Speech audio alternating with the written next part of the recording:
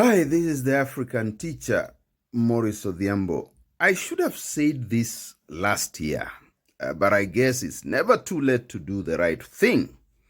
Now, when we were negotiating the Common Market Protocol, the East African Common Market Protocol, the ruling elites in Tanzania were adamant that land should not be part of the integration process, so the policies that deal with regional integration, that land should actually be left out of the negotiations.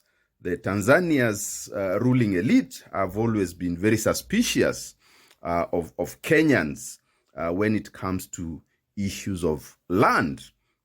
And their thinking is that somehow Kenyans, a majority of whom cannot even buy land in their own country, will flood their country and buy all the land, and they'll be left with nothing. At least that was their thinking from my own conversations with those who were involved in that process.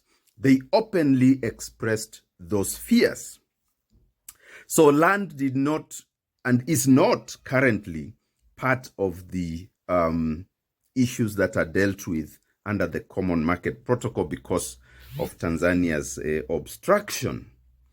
Now, the interesting thing then is that the same ruling elites in Tanzania have been leasing land to foreigners. I mean, I can't call East Africans in East Africa foreigners, because then I'll be going against the treaty, the East African Community Treaty.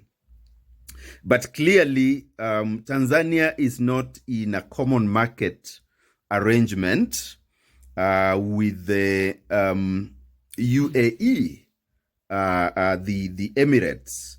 And yet Tanzania is now leasing out land to UAE businesses. One of them is called Otello Business Corporation, OBC, which has leased quite some huge tracts of land for exclusive hunting and tourism.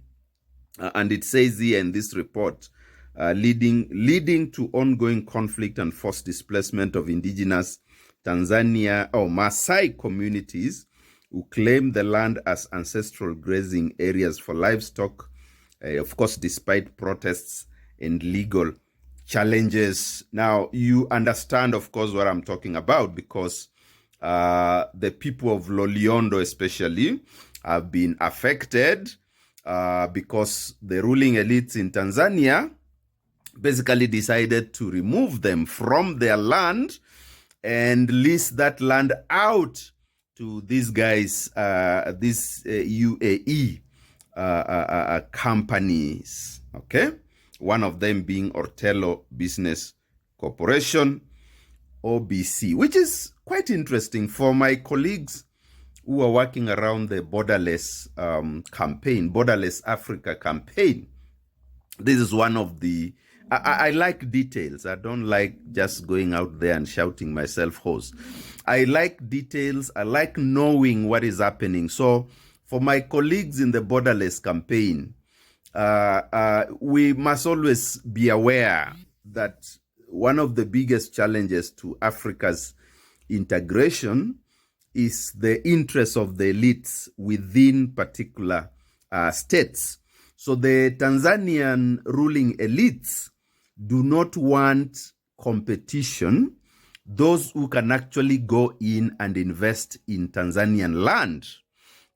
And I can assure you, of course, having been born at the border, Taita Taveta, Taveta next to Kilimanjaro, and also having my home in Migori next to Sirari, so two borders, there are many Kenyans who cross the border to go and farm in Tanzania as part of basically cross-border exchanges among citizens.